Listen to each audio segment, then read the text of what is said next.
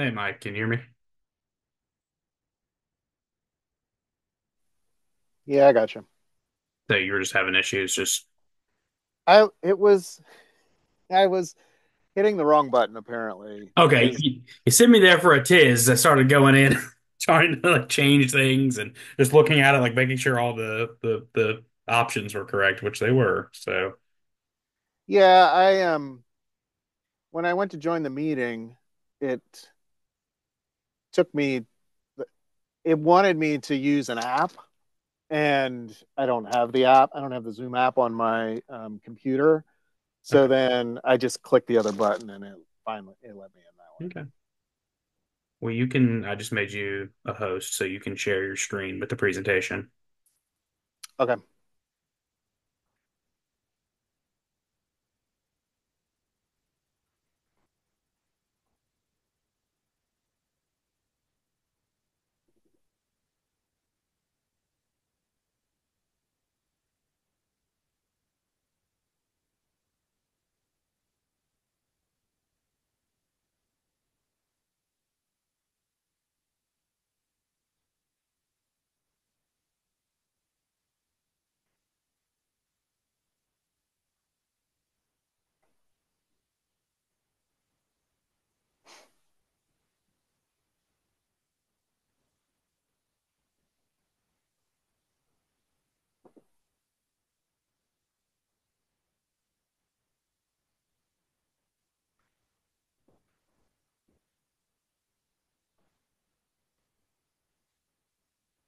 So I would go. So right now I'm just seeing your like presentation slides, like not the actual presentation, but if you want to put it into slideshow view in the top from beginning.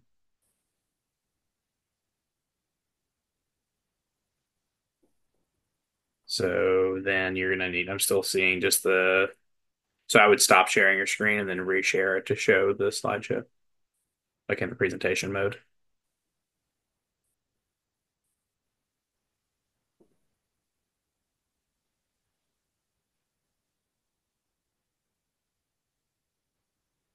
What are you seeing now? Nothing. It's just not sharing anything right now. Hmm.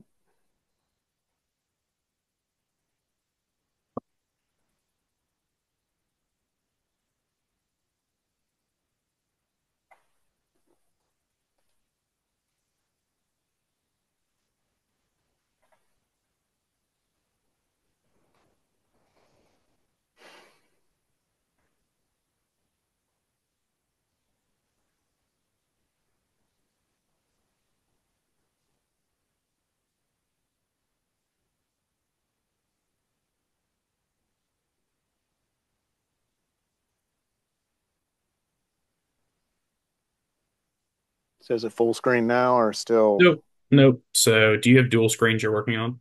No, I just have a single. All right. So do you want me to share it? Yeah, Okay. I'll just tell you to advance. Okay. You can just stop sharing and I'll do it.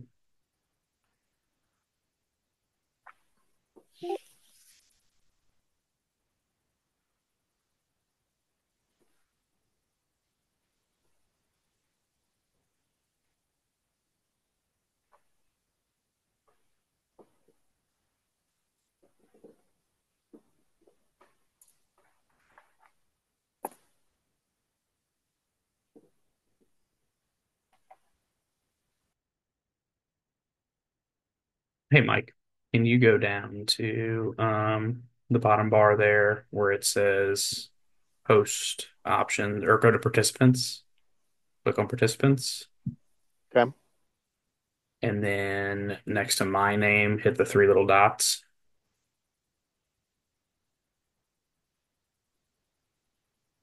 Let's see. Never mind. I can do it now. Got it. You don't have to do Okay.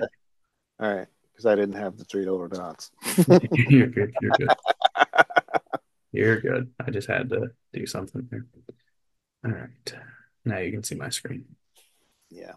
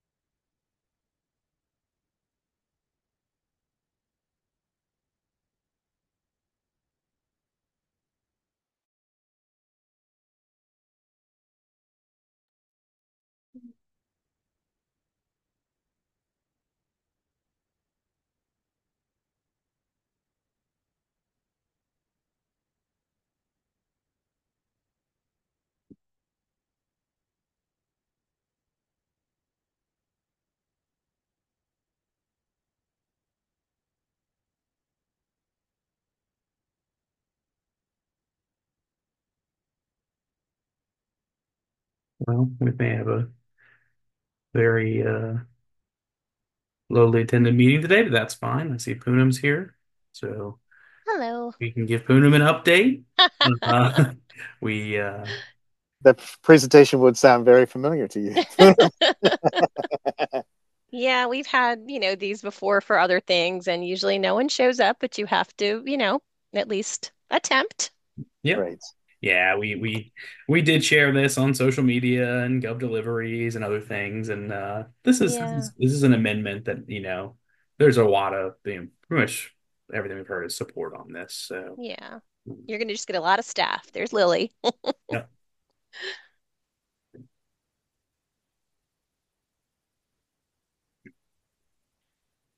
I don't know how you guys normally do. Do you wait like 10 minutes, 15 minutes? Like, how do you Um, normally do this? Because I know you well, have a couple of these planned. yeah, we have two of these pens. We'll usually wait a couple minutes just to allow people time to Hmm. join. Yeah. And And then do you just post the presentation? So if people want to look at it later Yeah, or, so what'll happen is that when Mike starts giving the presentation, it's actually being recorded, and then what oh, we'll do okay. is we'll go in and we'll edit the recording to just kind of have the presentation and the overall, like if there's question and answer, we can Hmm. put that in there too. So like our conversation beforehand, we kind of cut everything out and just Yeah. right at the beginning of the presentation. So we found that helpful to have the Okay. presentation recorded online. Sounds good. So I think we'll give it till about I'd say 12:03, Mike, and then we'll get going. Sounds good.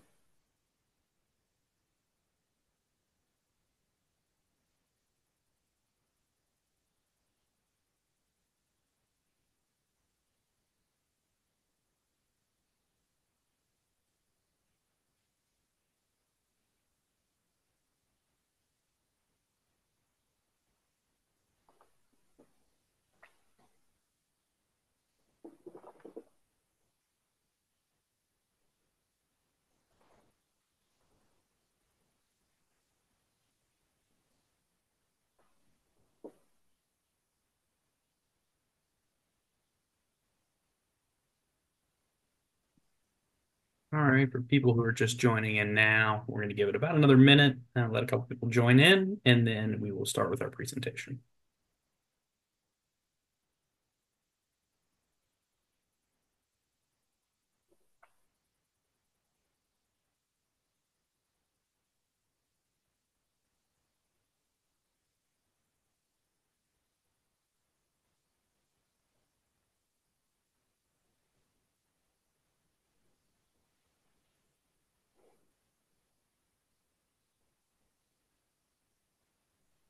All right, Mike, you want to get started? Sure. Good afternoon, everyone. My name is Michael Davis. I'm the Parking Program Manager with Land Development Services for Fairfax County. I have Austin Gastrell, who's a senior planner with the Department of Planning and Development, and Bill Malin, who's the Assistant Zoning Administrator, with me today. We're having a conversation about a proposed amendment to the zoning ordinance that is specifically focused on accessible parking. And Austin, you can go ahead and advance to the next slide. So in September of 2023, we were engaged with updating the parking elements of the zoning ordinance. And during that time, there was an inquiry from a citizen of the county asking about the effect of changes to the minimum parking requirements on accessible parking supply. So, as part of that, the board authorized staff to take a look at the new regulations that would be taking effect on January 1st of this year to see if any further adjustments needed to take place to ensure that the amount of accessible parking would be stable, even with changes that we were making to lower minimum parking requirements, specifically associated with our baseline minimum parking requirements. That was the question that was raised, would be the effect of that. We had incorporated other text in the ordinance that for changes that we were making to lower minimum parking requirements in our high density development areas, as well as if there was a parking reduction or adjustment. that lowered the parking supply, that the amount of accessible parking would be maintained at the baseline parking requirement. But we also made changes to baseline parking, and so there was a concern about the effect of that. And so as part of that, we put together some information, did some research, also did some surveying. We reported to the board in July of this year. We reported our findings, but the activities that we were involved with were field surveys. We did a number of field surveys of various sites in the county, including retail, county facilities, restaurants, and other higher demand uses in the county where we would expect a higher demand of accessible parking as well. And so that research took place between January of this year and the end of May. And what we found in that survey information was that under current conditions, capacity is generally available. There was less than 10% of circumstances where additional capacity was needed, and those were occurring during peak demand times of the particular use, such as Costco or Walmart. Those types of uses would have a high demand whenever the store in general would have a high demand for parking.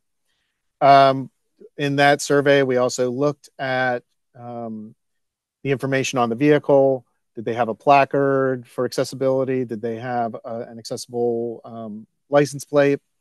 And we found that there were relatively few violations where they didn't have either the placard displayed or an accessible license plate. The other thing that we did was we did a community survey, particularly of accessible parking users. And we had information from other jurisdictions who had done similar surveys. So we incorporated and updated that in our own survey to get a feel for users, accessible parking users in the county, what concerns they may have, what positives they have about their experiences with accessible parking. And that survey was out to the public between March 1st and April 15th. We had about 300 respondents to that survey. And the information that we got minimally supports maintaining accessible parking supply at its current level. And there were some questions and concerns about accessible parking space design and other accessibility concerns, which we're looking at separately as part of some design amendments that could be considered by the board at a later time. So as a part of our analysis, as well as the survey information, we made a determination that in order to address some changes in the baseline requirements for uses, that a higher ratio of parking for accessibility was needed to kind of balance out those changes. So the current requirement is regulated by the state building code, and it starts out as a 1:25 parking ratio, and then it has a graduated rate for the higher amount of parking. And just to note, the accessible parking is based on the amount of general parking provided. So that's where the ratio comes into play. If you're providing 100 spaces, then you would provide a certain number of spaces. If you provide 300 general parking spaces, you would provide a higher number of accessible parking spaces. But what we're proposing is a ratio that starts at 1:15. So one accessible space per 15 general parking spaces instead of the 1:25 general parking spaces as part of a zoning ordinance amendment.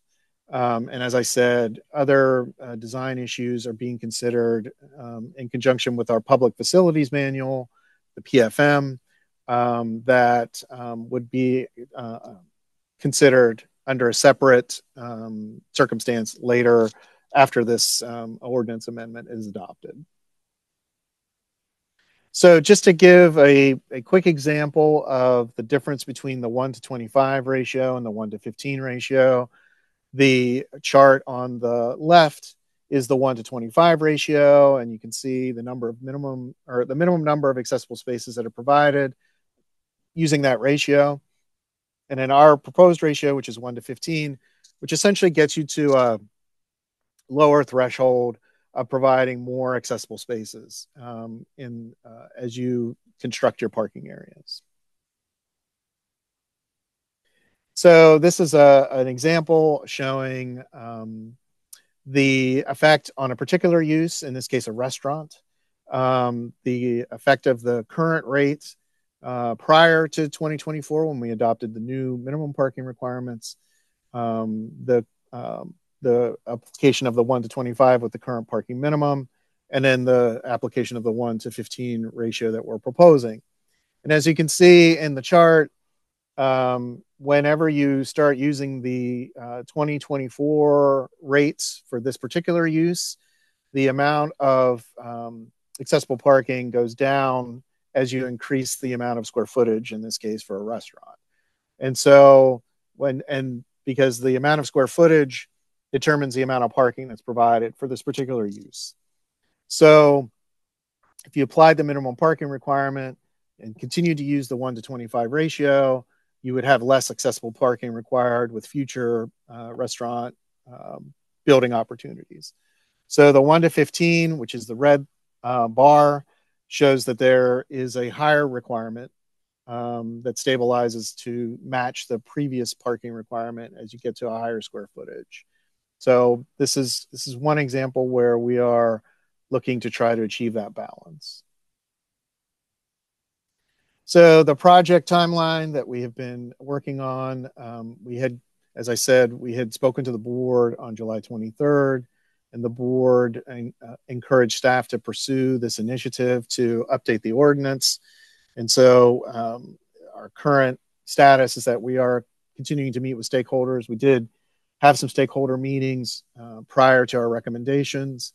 We're continuing with that, leading up to Planning Commission and board hearings later this fall.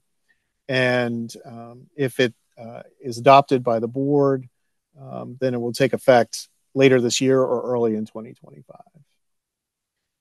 And with that, that concludes the presentation. And for those who are participating in today's meeting, if you have any questions or comments, now would be a good time to share them. And Mike, really quick, one thing I just wanted to kind of clarify there is that the important part of this amendment is that where Park and Reimagine, our previous project, dealt with minimum required spaces. So we're saying as the zoning ordinance is setting a minimum, you have to require at least this many spaces. The accessible parking requirements are based on provided spaces. So we might say 100 spaces are required for the use, but a provider or a builder might build 150 spaces, 200 spaces. So whatever ends up getting built is what accessible parking is then based on, because it is provided parking on the site. Right, and it's important to clarify because what we're doing with this amendment is very nuanced in the sense that a lot of times developers will build more than the minimum required number of spaces. And that's certainly information that we found whenever we were doing our research for the Park and Reimagine project. So if the developers are really being aggressive and lowering the number of spaces, then this really is an important element of the zoning ordinance to ensure that we are maintaining that supply of accessible parking. But if developers are building more spaces, then more accessible parking spaces will be required.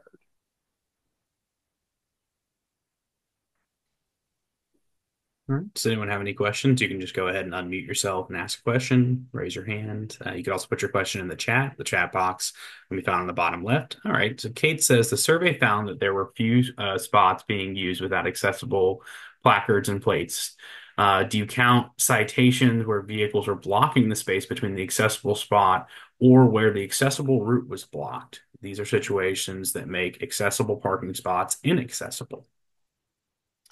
There were certain circumstances, and again, I was trying to, when we were doing the site surveys, I was trying to capture that information as well. There were some situations where We had someone whose vehicle was parked over the loading area for van accessible spaces. And one of the things that we're pursuing as part of that is to try to either through signage or through pavement striping, make people more aware that they should not be parking over the van accessible loading area. There were a number of situations like that. I saw less of situations where there were vehicles that were sitting like over the accessible route to the store or the building entry. Um, there are I, the focus that we were having on this was making sure that we were maintaining the accessible parking supply, even with changes that we were making to the ordinance. So while there were some comments in the survey about that, I don't know that the scope of this project really addresses that. Um, there were some questions also about enforceability. The police can enforce accessible parking requirements on private property, so that is out there if there's a circumstance where um, it's it's frequently blocked. The unfortunate thing is that a lot of times a vehicle will block for like 30 seconds or something like that, or a minute, relatively short period of time, regardless. And so by the time there's someone out there to enforce it, that vehicle or the driver has left that area. So that's a challenge that we have seen. Yeah, Diane, you have a question. Go ahead. Um, I somehow missed the survey. I did participate in several of the Parking Reimagined meetings in the past few years. But I do want to thank you for increasing or making more accessible parking available. What I'm finding is that, especially during COVID, a lot of the up close parking was taken away by pickup or curbside delivery spots. And therefore, it appears like I personally find more people without handicap placards parked in the handicapped area. Um, so I do appreciate that. And the fact that the baby boomers are aging, it seems like there's more of us that require spots and more of us will require in the future. And I guess the only question I have is there a way to sign up for future updates on this specific issue so I don't miss an opportunity to either speak to you or the board of supervisors? Sure, sure. So there's two ways to kind of do that. The first way is, which isn't a physical sign up, is we have our website that I dropped a link to it in our chat, and on there we're continuously updating that with opportunities. And another way is if you go on to the main Fairfax County webpage, and you can look up listservs. If you just Google Fairfax County listservs, Fairfax County Gov delivery. I can find the link and drop it in the chat there. And then you can sign up to be notified about updates on zoning ordinance amendments. And now, while that isn't specific to this exact amendment, you'll get information on other zoning ordinance amendments. That is the main way that we use to kind of get the word out, as well as social media. So the third way there is if you're on social media, you can follow Fairfax County Department of Planning and Development on Facebook. And also we've been posting on Nextdoor to try to advertise this amendment as well as public outreach opportunities. Okay, great. And just so you know, I found you today because Supervisor Rodney Lusk of the Franconia District listed this event today in his newsletter, which is greatly appreciated. So just thought I'd give you some feedback. Thank you so much. Thank you.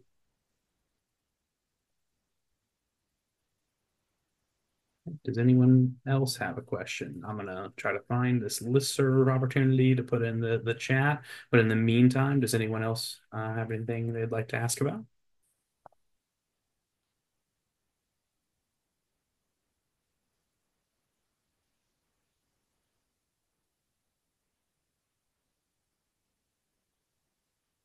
Mike, do you want to kind of explain when this would be applicable and kind of go into a little more detail about that?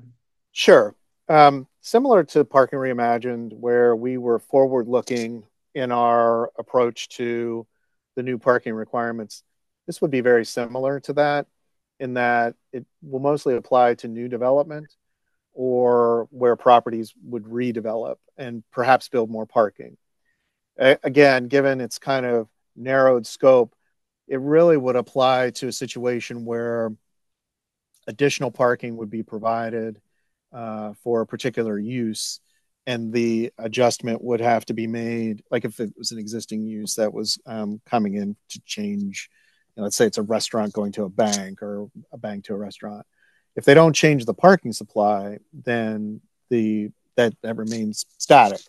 But if they increase the parking supply or decrease it, if they decrease it, then they still need to maintain the same number of accessible spaces, unless it's decreased to the extent that it would change the minimum requirement.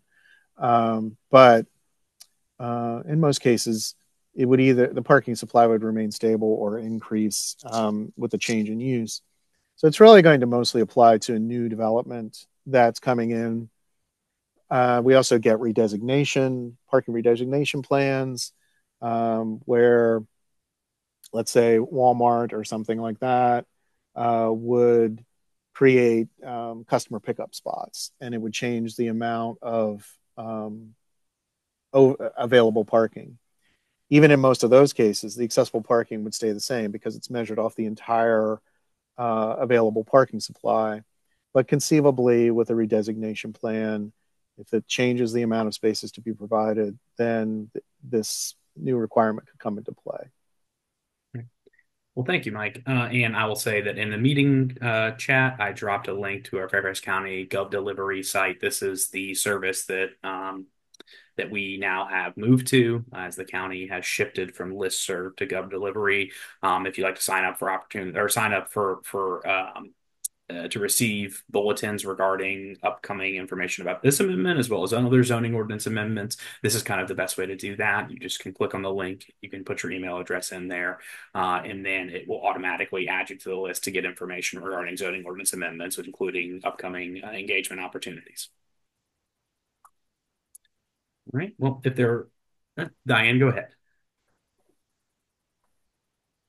You're on mute, Diane. Oh, okay. Just to make sure I understood some of the information right, the amount of parking spaces, the ratio is based on the total amount of parking spaces available, not the size of the building or the business, square footage of the business.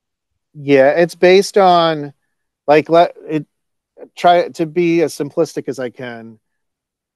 If a business builds 100 parking spaces, then the accessible parking spaces of that 100, it's a percentage of the 100. So if they build 200, then it's a higher percentage of accessible parking spaces that are required. So it's not necessarily the minimum parking requirement can be based on the size of the building, but the accessible parking that's provided is based on the number of spaces constructed. So if the minimum parking supply in this scenario where there's 100 spaces, if the minimum parking requirement is 50, but the developer decides to build 100, then they have to build the accessible parking to serve those 100 spaces, not the minimum parking requirement of 50. Okay, I think I understand this because I'm also on the land use committee. And so with the parking reimagined, you're actually requiring less spaces for different types of applications. So that's why you need to increase the accessibility. Is that correct? Yes. And we Okay. tried to compensate that more holistically whenever, because we have some pretty low parking requirements in certain areas of the county. And so we compensated for that by saying, if you are taking advantage of this lower parking requirement, you still have to build the number of accessible spaces that would be required under our base parking rates. But the question was raised in that because we were making changes to the base parking rates, would we lose accessible parking spaces if the developer built to the minimum requirement in the base parking? And the answer to that was yes. And so that's why we're undertaking this amendment to address that very specific circumstance. Okay. And on the average, how much have you reduced the base? Like, what is the percentage going to be similar to the percentage you're changing the accessibility requirement? It varies, and there are in some cases where the base requirement went up. So, like the example that I used in the presentation, which is a restaurant, that probably was one of the most significant downward changes to the base requirement that we have, in the sense that it went from either 10 or 11 spaces per 1,000 square feet down to 8 spaces per 1,000 square feet. And so I wanted to make sure that I applied this proposal to that to kind of see what, for a more significant change, how we can ensure that we maintain that balance. So, but the effect of the new parking requirement for certain uses may actually increase the number of accessible spaces that need to be provided, because the number of general parking spaces under the minimum requirement goes up.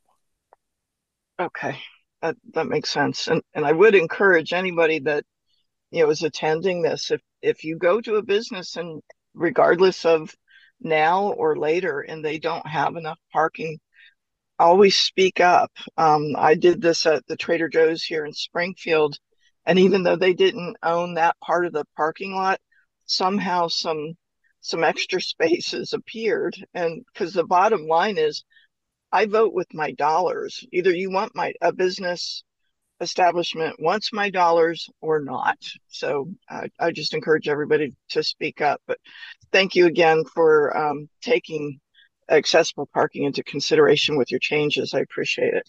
Thank you. Thank you. Thank you for your feedback. Right. Does anyone else have any questions?